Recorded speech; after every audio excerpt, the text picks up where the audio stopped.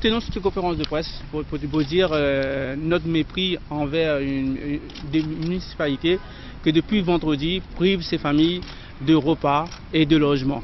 On leur a dit aujourd'hui au VVF, il y a des vigiles, il y a des polices municipaux qui empêchent les enfants, les mères de famille à venir déjeuner. Or, comme je vous ai dit tout dernièrement, nous avons un protocole. Et ce protocole dit clair et net, c'est écrit noir sur blanc, que toute famille logeant VVF a été amenée par les services sociaux de la mairie de Saint-Paul, par l'État, par le Conseil général. C'est écrit sur le protocole. Et sur ce protocole, il dit clair et net, ces familles auront un logement adapté à chacun suivant la situation financière. On tire les familles dans des logements temporaires pour mettre 2 mois sur Plateau Caillou.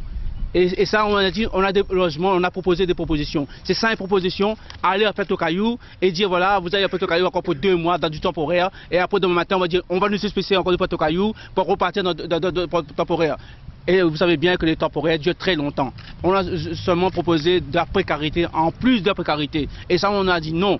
Parce que ces familles ont une vie, ont des enfants qui vont à l'école sur Saint-Paul, on ne peut pas les mettre à Saint-Pierre ou au Tampon dans des logements précaires pour 2 mois et les enfants ne puissent suivre leur scolarité et se retrouver demain matin dans une autre situation difficile. Au nom de quel principe, au nom de quelle valeur de la République, on ose exprimer encore aujourd'hui. Parce que ce protocole, ce n'est pas moi qui l'ai fait, c'est le premier adjoint de la mairie de Saint-Paul qui dit clairement, vous allez bien voir, proposer des solutions de relogement adaptées à chaque situation. C'est pas moi qui l'ai écrit, ça a été créé par M. Gamarus, premier adjoint de la mairie de Saint-Paul. Aujourd'hui, on veut nous expulser. Faire une expulsion pourquoi? On n'a pas cassé le VVF, on n'est pas rentré de force dans le VVF.